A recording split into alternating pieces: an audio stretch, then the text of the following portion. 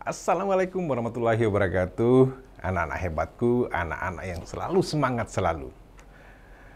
Jumpa lagi dengan saya Askarim bersama tim di dalam studio. Kali ini kita misalnya akan membahas lebih jauh lagi mengenai apa sih sebenarnya hal-hal yang paling mendasar dalam pemberdayaan itu. Tapi sebelumnya jangan lupa semangat. Hal ini yang paling kita misalnya inginkan, bahwa pagi yang cerah ini, suasana apapun, semangat pagi itu akan selalu digaungkan. Kali ini kita akan mengulas lebih mendetail. Tapi sebelum kita mengulas mendetail, kita akan memberikan suatu hal yang paling mendasar dalam kehidupan kita. Apa yang paling mendasar yang ingin Bapak uraikan pada pertemuan kita kali ini adalah bagaimana strategi pemberdayaan. Tentunya pada pertemuan sebelumnya, teman Bapak sudah menguraikan lebih mendetail juga mengenai apa sih sebenarnya faktor utama penyebab ketimpangan sosial. Tapi kali ini kita akan menguraikan lebih mendasar pula mengenai apa sih tujuan pembelajaran kita sebelum jauh memberikan ulasan-ulasan yang lebih positif untuk kedepannya. Tujuan pembelajaran kita adalah bagaimana menunjukkan nuansa-nuansa positif dalam pengamatan dan diskusi tentang pemberdayaan masyarakat dalam mengatasi ketimpangan sosial. Tapi untuk lebih hatamnya lagi, untuk lebih serunya lagi dalam pembahasan kita kali ini, maka Bapak akan merefleksi sedikit mengenai upaya mengatasi ketimpangan sosial. Bapak kan sudah mengatakan tadi bahwa teman Bapak sudah memberikan suatu hal yang paling mendasar tentang bagaimana mengatasi ketimpangan sosial. Ada 3 elemen paling mendasar untuk mengatasi ketimpangan sosial. Apa itu elemen yang paling mendasar tersebut? Bagaimana memberikan suatu peningkatan kualitas penduduk. Ternyata sumber daya manusia itu sangat memberikan efek yang berarti dalam mengatasi ketimpangan sosial. Apa-apa saja misalnya selain kualitas masyarakatnya seperti apa? Pendidikan. Tidak bisa kita pungkiri, garda terdepan adalah pendidikan itu sendiri. Maju berkembangnya suatu bangsa tergantung dari pendidikannya. Maju dan mundurnya suatu bangsa termasuk dalam pendidikannya. Selain pendidikan, kesehatan dan pemberdayaan, ada kunci paling utama dalam hal peningkatan kualitas penduduk, yaitu pemberdayaan. Apa-apa saja misalnya selain itu, hal yang paling mendasar untuk mengatasi masalah ketimpangan sosial adalah proses melibatkan hal-hal yang memberikan suatu peluang kerja bagi orang lain. Tidak bisa kita pungkiri bahwa banyaknya efek domino dari munculnya masalah sosial karena peluang kerja yang kurang. Kurangnya peluang kerja akan memberikan efek-efek yang lainnya, akan menimbulkan masalah-masalah yang lainnya. Bagaimana proses yang melibatkan pengembangan dan menciptakan pekerjaan? Tentunya harapan tersebut akan memberikan hal yang paling mendasar dalam diri seseorang untuk lebih meningkatkan kualitas hidupnya. Menciptakan peluang kerja. Selain hal tersebut, hal yang paling mendasar pula adalah bagaimana terciptanya mobilitas sosial, mobilitas geografis yang positif. Bagaimana misalnya terciptanya mobilitas geografis yang lebih positif adalah proses transmigrasi, proses urbanisasi. Urbanisasi dalam arti bahwa ada nuansa-nuansa produktif di dalamnya. Nuansa produktif seperti apa? Tentunya adalah mengaitkan nuansa-nuansa untuk kebaikan ke depannya. Hal yang paling mendasar tersebut yang harus kita misalnya lihat, bagaimana mengatasi ketimpangan sosial. Anak-anak hebatku, anak-anak smartku, 3 cakupan yang paling mendasar tersebut telah dibahas sebelumnya. Tapi kenapa Bapak merefleksi kembali? Karena persoalannya adalah ini salah satu strategi untuk melihat bagaimana strategi pemberdayaan terjadi. Ketimpangan sosial muncul karena adanya ketidakseimbangan antara harapan dan keinginan. Ketidakseimbangan antara harapan dan keinginan masyarakat. Banyak harapan-harapan yang tidak tercover dengan baik. Upayanya adalah meningkatkan kualitas penduduk, memberikan peluang kerja dan mobilitas geografis yang lebih produktif, yang lebih positif ke depannya. Kenapa saya katakan mobilitas geografis yang lebih produktif adalah banyak orang yang tidak misalnya menciptakan suatu kebijakan tetapi tidak produktif ke depan. Karena persoalan apa? Karena persoalannya adalah tidak memberikan ruang-ruang observasi yang baik untuk melihatnya. Oke, anak-anak hebatku, Bapak tidak akan menjelaskan lagi mendetail karena ini adalah pembahasan yang jauh sebelumnya. Jadi apa yang akan kita lihat ke depannya setelah misalnya seperti ini? Pemberdayaan masyarakat. Tentunya sebelum kita mengulas mengenai strategi untuk mengatasi pengentasan ketimpangan sosial, pemberdayaan suatu masyarakat itu harus kita tahu dulu apa esensinya. Apa esensi dari pemberdayaan masyarakat? Esensi dari pemberdayaan masyarakat adalah meningkatkan harkat dan martabat. Apa harkat dan martabat seseorang? Hajat hidup seseorang, keinginan seseorang untuk lebih layak ke depannya, keinginan seseorang ingin seperti dengan yang lainnya, keinginan seseorang ingin seperti dengan golongan yang lainnya. Pemberdayaan masyarakat lebih dilihat bagaimana mengalami hal-hal yang lebih progres ke depannya itu lebih bagus. Pemberdayaan masyarakat adalah upaya meningkatkan harkat dan martabat golongan tertentu yang mengalami kemiskinan dan keterbelakangan. Ada keyword di situ, golongan tertentu yang mengalami kemiskinan dan keterbelakangan. Apa itu kemiskinan? Kemiskinan adalah ketidakmampuan seseorang.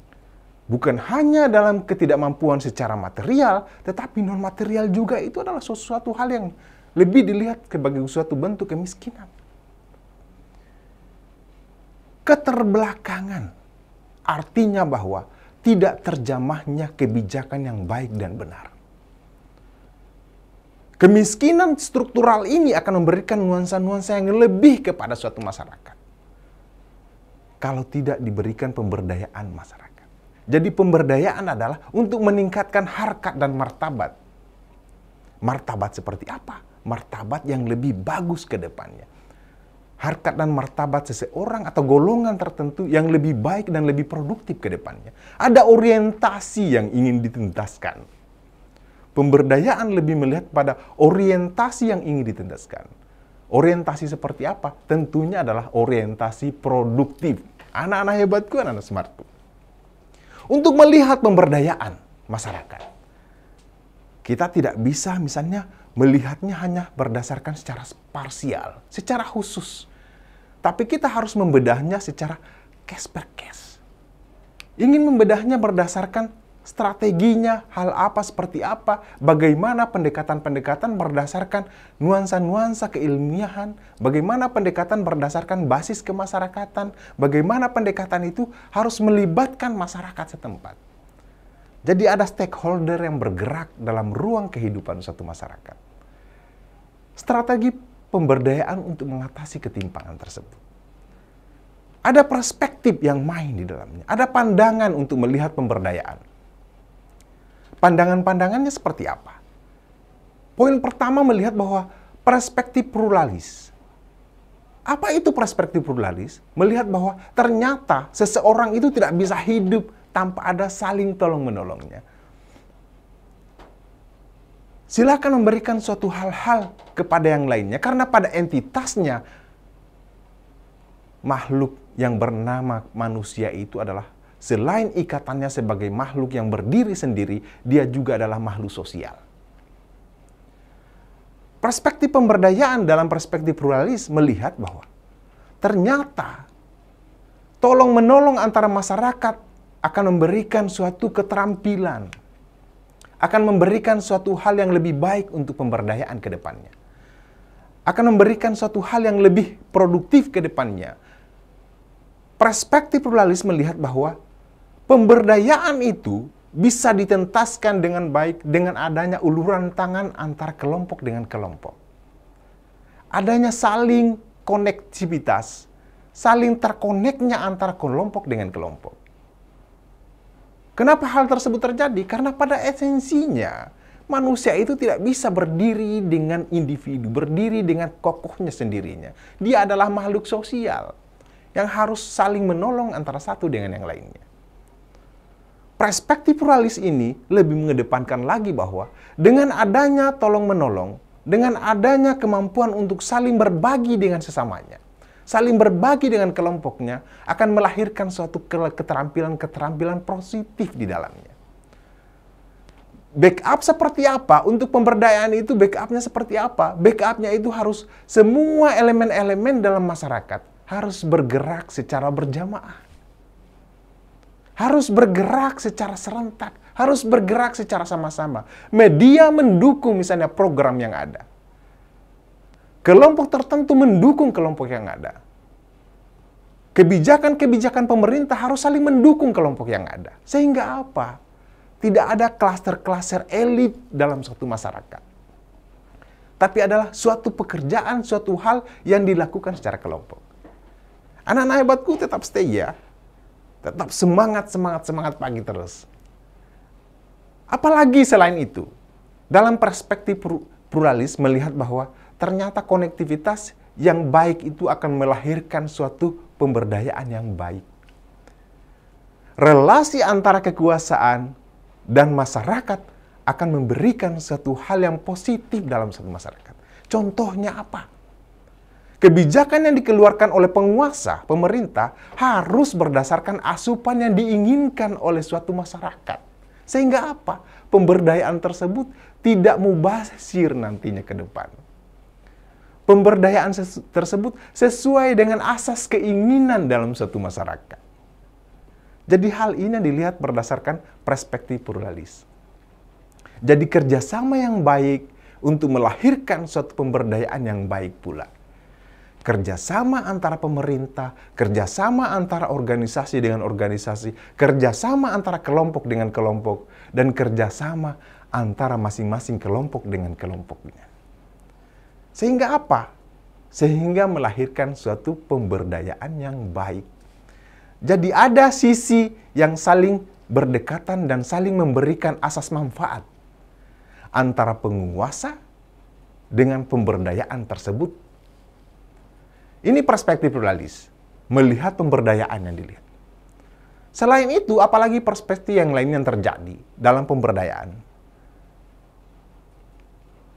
Selain itu adalah ada namanya perspektif elit.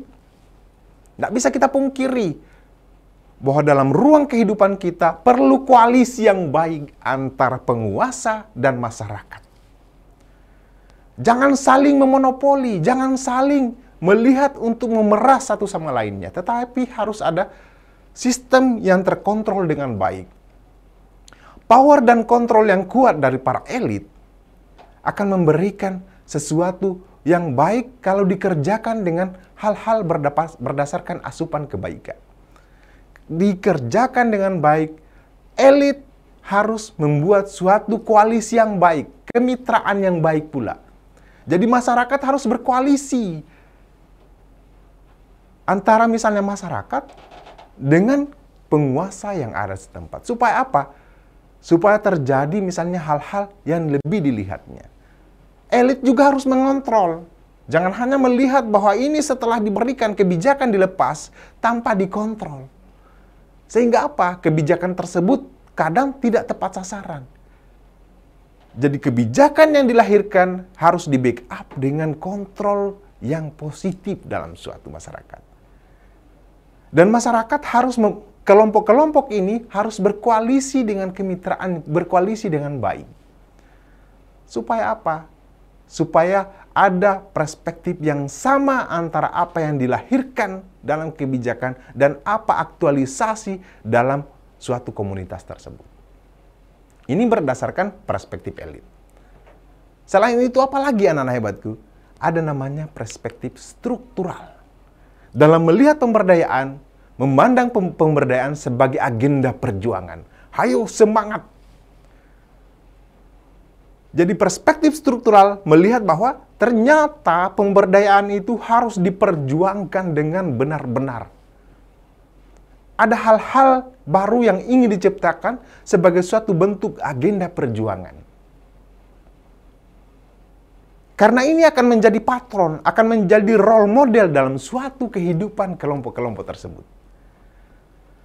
Akan menjadi suatu bahwa ternyata kita bisa.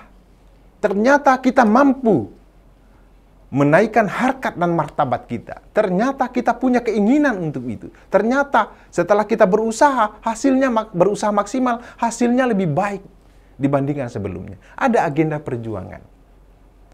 Jadi ada agenda yang harus dikerjakan secara kolektif. Supaya apa? Supaya pemberdayaan itu lebih baik ke depannya. Ini berdasarkan perspektif pemberdayaan dalam segi struktural. Jadi kalau kita membedah suatu pemberdayaan, perlu case by case. Perlu ada irisan-irisan antara perspektif pluralis, perspektif elit, atau perspektif struktural. Poin utama dalam perspektif struktural adalah ada agenda perjuangan. Ada hal-hal yang ingin diperjuangkan. Apa itu agenda perjuangan hal-hal yang diinginkan? Agenda perjuangan biasanya adalah untuk menaikkan harkat dan martabatnya. Ada posisi yang didongkrak. Ada posisi yang dinaikkan. Supaya apa? Supaya masyarakat kita lebih mengenal namanya kesejahteraan. Pemberdayaan masyarakat lahir untuk menaikkan harkat dan martabat suatu masyarakat. Supaya apa? Supaya masyarakat mengenal namanya kesejahteraan secara kolektif. Bukan kesejahteraan secara individu, tetapi kesejahteraan secara kolektif. Selain itu apalagi? Perspektif terakhir melihat bahwa ternyata dalam pemberdayaan ada namanya perspektif post-struktural. Setelah berhasil itu kira-kira misalnya seperti apa ke depannya? Apa titik tekan pemberdayaan pada aspek ini? Tentunya titik tekannya adalah kalau mau berhasil dan baik, training yang baik, pendidikan yang baik, maka manajemen itu akan lahir dengan baik pula. Bukan cuma agenda perjuangan yang ingin dilihatkan, tetapi bagaimana memanage pemikiran dengan baik. Cara memanage pemikiran dengan baik adalah melalui elemen yang dinamakan dengan pendidikan. Aspek pendidikan kepada masyarakat, aspek edukasi masyarakat yang baik. Jangan hanya misalnya pemberdayaan itu diturunkan tidak berdasarkan asupan keinginan masyarakat. Jangan hanya memberikan suatu hal yang tidak sesuai dengan nilai sosial budaya suatu masyarakat. Jangan memberikan sesuatu hal yang tidak sesuai dengan apa yang diinginkan dalam suatu masyarakat. Dalam perspektif post-struktural, melihat bahwa untuk memberikan suatu pemberdayaan yang baik dan benar, harus ada edukasi yang positif sebelumnya. Edukasi positif seperti apa? Latih dulu masyarakatnya, baru berikan. Jangan setelah berikan, masyarakat mau untuk apa? Jangan memberikan jala pada masyarakat petani. Tapi berikan jala, berikan pancinglah pada masyarakat maritim. Analoginya kan sederhana. Supaya apa? Setelah kita edukasi dengan baik, setelah kita training dengan baik, berikan haknya. Lahirkan kebijakannya. Supaya kebijakan itu adalah sifatnya terkonek antara yang di atas dengan yang di bawah. Grassroots itu merasakannya, masyarakat itu merasakannya, arus bawah merasakannya. Jangan cuma arus atas. Ini yang berdasarkan perspektif post-struktural.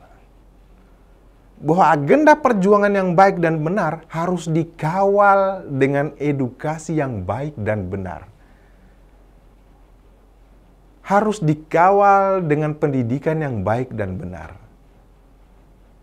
Karena ini akan memberikan suatu hal, pemberdayaan itu akan berjalan dengan apa yang diinginkan oleh suatu masyarakat. Gimana anak hebatku? Masih semangat tentunya ya. Ini baru perspektif yang terjadi dalam pemberdayaan. Belum kita bedah apa-apa sebenarnya strategi yang harus kita lakukan untuk mengatasi ketimpangan sosial. Tetap stay ya anak hebatku ya. Apa yang pertama misalnya harus kita lihat, strategi seperti apa kira-kira yang harus kita lakukan untuk melihat bagaimana entitas, bagaimana terjadinya pemberdayaan dalam satu masyarakat. Yang pertama adalah dalam bidang ekonomi. Tentu anak hebatku sudah melihat gambarnya. Dalam bidang ekonomi, strategi yang dilihat adalah adanya pemberdayaan UMKM. Bagaimana gambar tersebut ada orang membatik. Pemberdayaan UMKM ini adalah bagaimana asas yang dilihat dari UMKM berdasarkan potensi daerah. Telah saya singgung sebelumnya. Asas misalnya kebijakan itu harus yang dilahirkan harus betul-betul sinergi dengan potensi yang ada dalam suatu daerah. Sehingga apa? Sehingga memberikan suatu penguatan dalam suatu daerah bahwa ternyata daerah tersebut memiliki potensi untuk mengembangkan. Ada alur keterlanjutan. Misalnya seperti apa? Misalnya pada masyarakat, misalnya Jawa, pada masyarakat Solo, berikan itu nuansa-nuansa edukasi juga seperti apa, padahal karena mereka merupakan penghasil batik. Pemberdayaan masyarakat usaha mikro kecil menengah haruslah dengan basis pemahaman potensi daerah. Jangan berikan hal yang tidak berdasarkan potensi daerah, karena mereka tidak tahu. Jangan ajarkan mereka hal yang di luar daripada jangkauan potensi daerahnya. Seperti saya katakan tadi, jangan memberikan jala pada masyarakat pegunungan, jangan berikan pancing seperti itu. Karena bisa jadi mereka lebih kuasai cara hidroponik yang baik, cara menanam yang baik.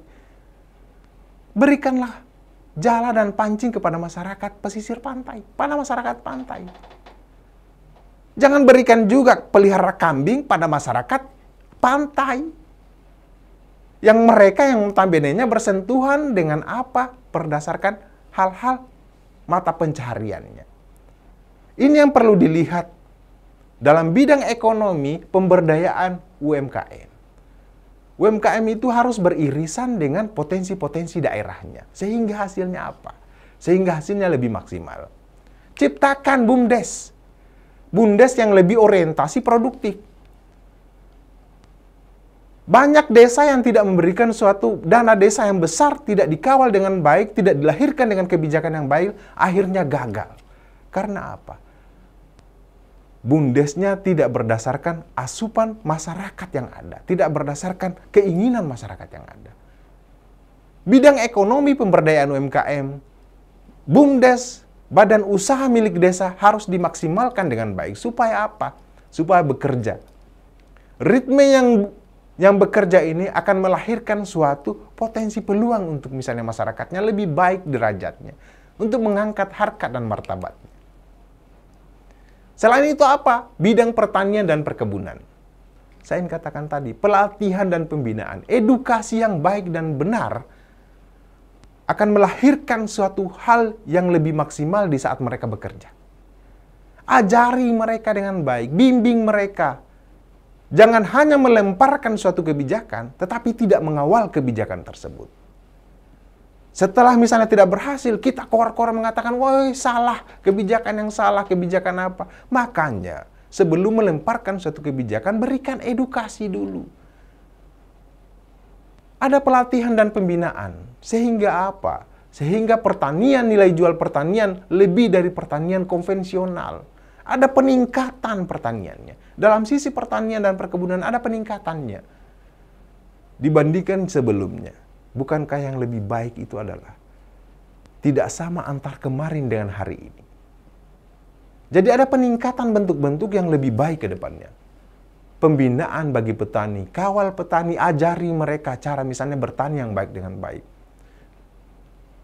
Pilih tenaga penyuluh memang yang rata-rata yang bisa bersentuhan dengan kehidupan pertanian. Bisa memberikan suatu edukasi yang positif pada pertanian dan perkebunan.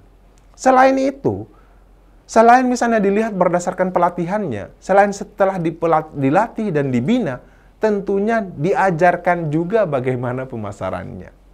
Jangan dilepas. Pemasaran yang baik akan memberikan hal yang lebih benefit kepada suatu masyarakat. Akan memiliki nilai-nilai benefit kepada suatu kelompok. Apalagi dalam era digital sekarang. Ajari mereka bagaimana cara menjual hasil produknya sehingga sehingga memberikan keuntungan yang lebih baik bagi mereka. Ajari mereka bagaimana sourcing, ajari mereka bagaimana membuat website sehingga mereka lebih mudah untuk menjualnya. Di zaman sekarang seiring perkembangan teknologi informasi dan komunikasi, para petani perlu dibimbing untuk pemanfaatan secara online. Sehingga apa? Sehingga pasar itu bukan hanya bersifat sektoral, bukan hanya bersifat sepekan, tetapi dia lanjut terus. Karena bisa menjangkau pasar yang lebih luas. Itu juga yang harus dilihat supaya apa? Supaya bidang pertanian dan perkebunan kita lebih bagus ke depannya. Pelatihan dan pembinaan yang baik, pemasaran yang maksimal akan memberikan efek domino kepada yang lainnya. Apalagi selain itu, anak-anak hebatku, strategi pemberdayaan untuk mengatasi ketimpangan sosial, selain itu adalah ada namanya bidang kesehatan. Ini yang harus dilihat. Dalam bidang kesehatan, banyak sekali hal yang terjadi di luar daripada ekspektasi harapan masyarakat karena persoalan apa? Persoalan kesehatan kita terkadang tidak menyentuh sebagian. Perlu ada sarana dan prasarana kesehatan yang memadai, yang memberikan hal-hal kenyamanan. Di saat orang sakit ada pemberdayaan di bidang kesehatan dapat diperhatikan dengan mulai peningkatan sarana dan prasarana kesehatan. Ketersediaan yang baik dan benar, ketersediaan yang cukup antara sarana dan prasarana kesehatan akan memberikan hal-hal, memudahkan masyarakat untuk mengontrol, memudahkan masyarakat untuk diedukasi secara hal-hal yang lebih positif mengenai kesehatan tersebut. Promosi dan penyuluhan program kesehatan. Bidang kesehatan, sarana dan prasarana, promosi penyuluhan program kesehatan. Misalnya di zaman sekarang banyak sekali hal-hal yang mudah dilihat berdasarkan hal tersebut. Apalagi yang lainnya selain bidang kesehatan. Hal yang lainnya adalah bagaimana bidang pendidikan. Ini yang harus dilihat secara mendasar. Untuk memberikan suatu kecerdasan suatu bangsa dalam amandemen undang-undang kita. Telah dimaktubkan, telah dicetak secara jelas bahwa untuk mencerdaskan suatu bangsa perlu ada pendidikan yang baik dan benar. Karena apa? Pendidikan itu adalah mata rantai. Pendidikan adalah mata tajam yang paling hal yang untuk memajukan suatu peradaban suatu bangsa.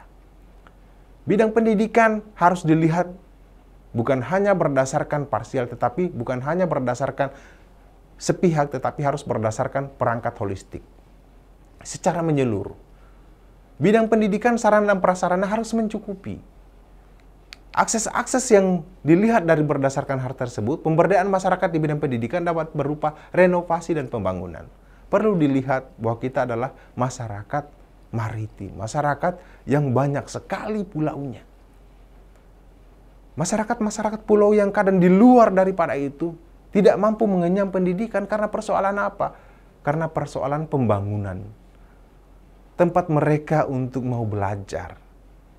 Kurangnya rumah-rumah yang sudah reog, tempat-tempat yang sudah reog, mereka gunakan untuk misalnya belajar. Hal tersebut perlu dilihat pada masyarakat pedalaman, pada masyarakat pulau-pulau. Harus dilihat berdasarkan hal tersebut. Supaya apa? Supaya tidak ada kecemburuan yang paling mendalam. Supaya tidak terjadi ketimpangan. Supaya tidak terjadi apa yang diinginkan.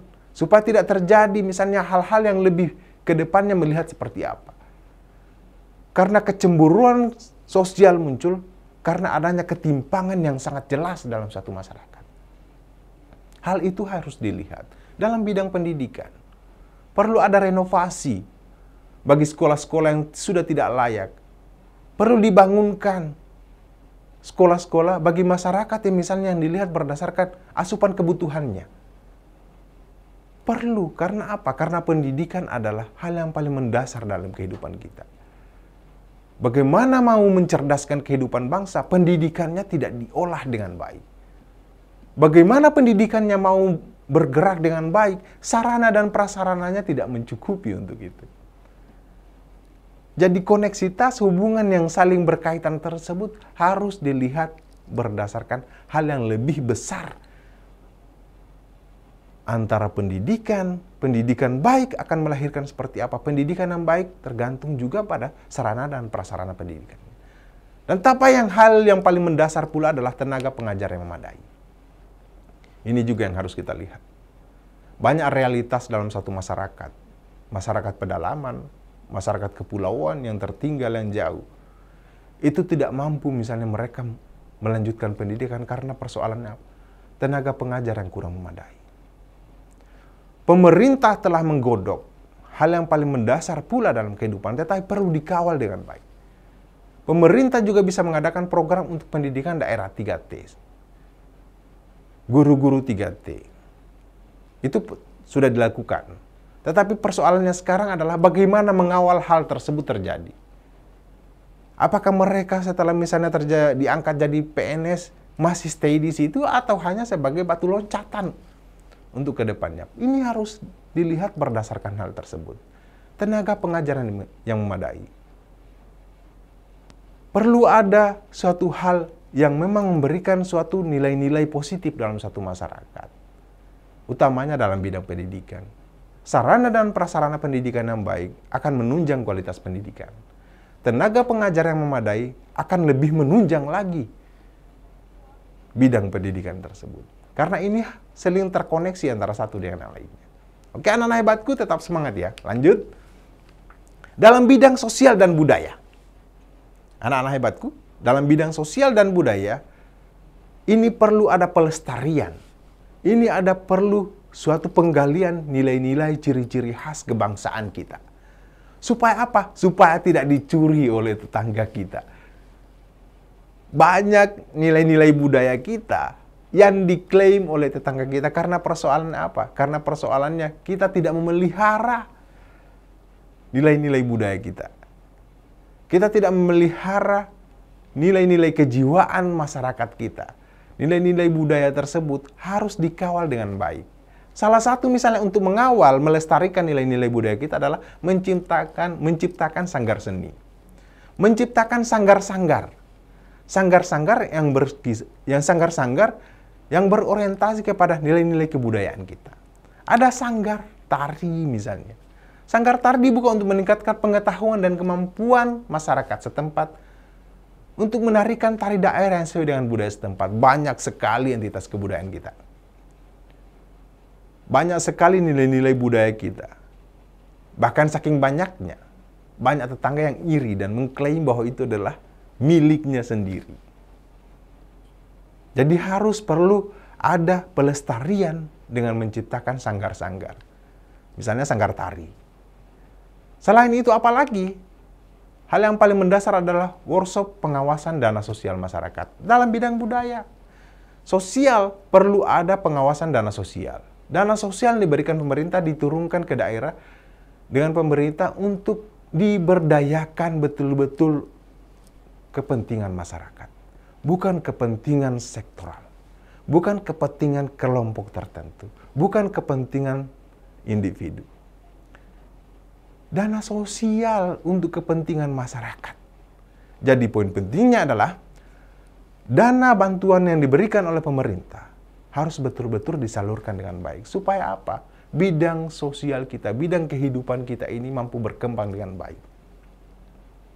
Hal tersebut yang kurang terkadang ditafsirkan oleh sebagian oknum yang mengkorupsi dana sosial. Ini yang perlu dilihat berdasarkan hal yang lebih nilai-nilai kemanusiaannya. Apalagi selain bidang sosial dan budaya, saya selalu katakan tadi, menciptakan ruang-ruang, melestarikan sanggar-sanggar. Bukan hanya sanggar seni, sanggar yang lainnya.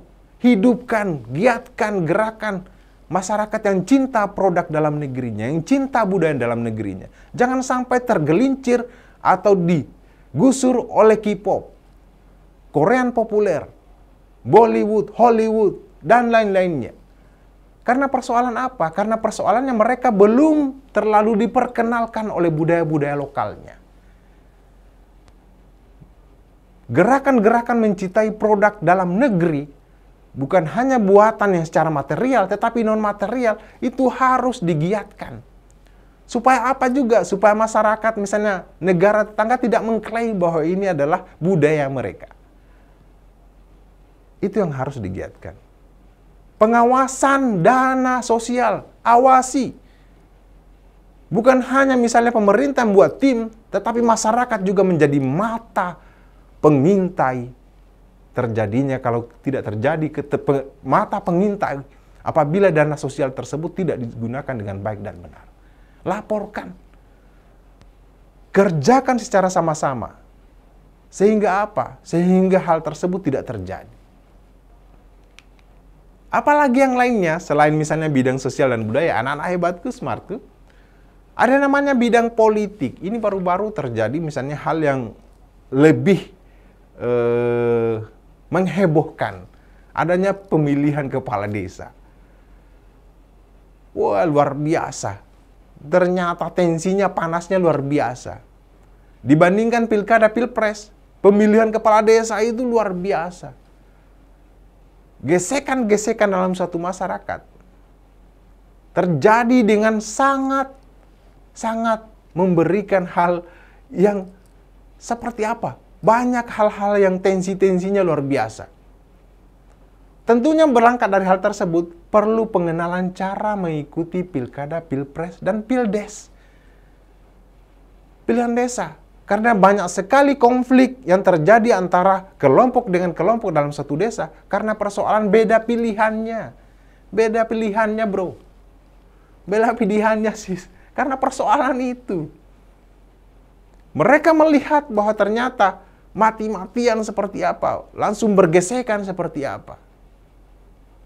Bahkan banyak salah satu pendukung yang misalnya tepar, banyak salah satu pendukung yang meninggal gara-gara itu. Padahal kalau diadakan dengan cara pengenalan dengan baik, edukasi politik yang baik, tentunya hal tersebut tidak akan terjadi. Ini yang kurang terkadang. Kurang edukasi politik. Komisi Pengawasan Umum bisa mengadakan satu workshop atau seminar kepada masyarakat. Pendekatan-pendekatan yang lebih humanis. Pendekatan-pendekatan yang lebih melihatkan bahwa ternyata pemilihan-pemilihan seperti ini perlu kecerdasan-kecerdasan. Perlu misalnya hal-hal yang lebih baik. Kecerdasan masyarakat itu perlu. KPU ini perlu misalnya memberikan suatu seminar, perlu memberikan suatu hal-hal yang mengawal kebaikan-kebaikan untuk misalnya di saat mereka tidak bersentuhan secara langsung seperti apa. Tidak bermain fisik, tetapi lebih lihat berdasarkan pemilihan-pemilihannya. Jangan terjebak dengan money politik uang. Jangan terjebak dengan seperti ini. Karena kalau kita misalnya banyak yang terjebak dengan politik uang, yakinan percaya. Pemimpinnya pun akan mengejar setorannya. Setelah setorannya tunai, terbayarkan dengan baik. Elu-elu gue-gue. Karena persoalan apa? Mereka sudah membeli suara yang Anda miliki. Jangan terjebak dengan politik uang. Pemahaman ideologi Pancasila kepada kaum milenial ini juga penting. Jangan sampai kaum generasi Z ini tidak tahu apa itu Pancasila, apa ideologi kita. Karena persoalannya apa? Karena persoalannya pengenalan-pengenalan. Pemerintah harus up to date memberikan seperti apa. Berikan pemberdayaan, berikan hal-hal supaya apa? Mereka tahu bahwa Hatam ternyata ini ideologi kita. Bukan hanya tahu, tapi mereka memahami dan mampu mengawalnya. Dengan seperti apa? Ideologi bisa diajarkan dengan materi yang mudah. Materi yang mudah dengan generasi-generasi kaum milenial sekarang. Jadi apa kesimpulan strategi pemberdayaan dalam mengatasi ketimpangan sosial adalah perlu penguatan dalam bidang pendidikan, bidang ekonomi. Ekonomi yang baik dan benar akan melahirkan kemapanan suatu bangsa yang baik dan benar. Kemapanan suatu masyarakat yang baik dan benar. Setelah misalnya kemapanan ekonomi akan menciptakan ruang-ruang, akan melengkapi ruang-ruangan yang lainnya. Selain itu, dalam bidang pertanian dan perkebunan, perlunya edukasi positif, perlunya suatu pengawalan. Jangan hanya diberikan bantuan tanpa dikontrol dengan baik. Jangan hanya diberikan bantuan tanpa diberikan edukasi yang baik. Selain itu adalah bidang kesehatan. Bidang kesehatan sediakan sarana dan prasarana kesehatan yang layak. Berikan misalnya jual hal-hal yang lebih memberikan satu hal-hal yang bersifat kepada masyarakat supaya masyarakat itu bisa dijangkau nilai kesehatannya. Jangan hanya kaum atas, sehingga kaum bawah ditelantarkan dalam bidang kesehatan. Selain itu bidang pendidikan. Setelah saya uraikan bahwa pendidikan hal pendidikan ini adalah ketersediaan sarana dan prasarana dan bagaimana tenaga pengajar yang memadai dalam satu ruang kehidupan kita. Bidang sosial dan budaya. Bidang sosial dan budaya, kawal kebudayaan kita dengan baik dan benar. Lestarikan kebudayaan kita, cintai produk dalam negeri. Dalam bidang politik, berikanlah misalnya edukasi positif kepada kaum milenial yang sesuai dengan zamannya, supaya mereka mudah mencerna dan mudah memaknai, sehingga mereka lebih mudah lagi untuk mengaktualisasikan dalam kehidupannya. Oke, anak-anak hebatku, contoh soal kira-kira misalnya kalau soalnya seperti ini, ketimpangan sosial terjadi dalam masyarakat dapat menimbulkan masalah sosial yang beragam, seperti kenakalan remaja, munculnya angka kriminalitas, pencemaran lingkungan, dan sebagainya. Upaya yang dapat dilakukan untuk mengatasi masalah ketimpangan sosial tersebut. Kira-kira misalnya kalau seperti ini, anak hebatku, apa jawabannya? Ayo, 1, 2, 3. Betul! Setelah melihat misalnya hal tersebut, jawaban yang benar adalah meningkatkan kualitas penduduk melalui pendidikan, kesehatan, maupun pemberdayaan kelompok di masyarakat. Jadi ada peningkatan. Supaya untuk mengatasi ketimpangan sosial itu harus ada peningkatan kualitas penduduknya. Sumber daya manusia itu harus ditingkatkan. Bagaimana meningkatkan sumber daya manusia? Amunisi yang harus diisi adalah melalui elemen pendidikan, melalui sektor kesehatan, dan pemberdayaan dalam satu masyarakat. Berdayakan masyarakat yang baik dan benar. Untuk latihannya di rumah, anak-anak hebatku, silakan scan barcode di bawah. Ini akan menjadi poin penting bagi kita ke depannya. Oke, anak-anak hebatku, hari ini kita berjua di sesi akhir. Ada quotes yang perlu ingin Bapak uraikan bahwa baik saja tak cukup, tapi naikkan tingkatnya menjadi terbaik. Sebab baik belum tentu terbaik. Generasi Smart School berikan yang terbaik. Hal positif itu supaya kita lebih baik ke depannya. Smart School tetap cerdas, sehat selalu. Oke, wabillahi taufiq wal hidayah. Assalamualaikum warahmatullahi wabarakatuh.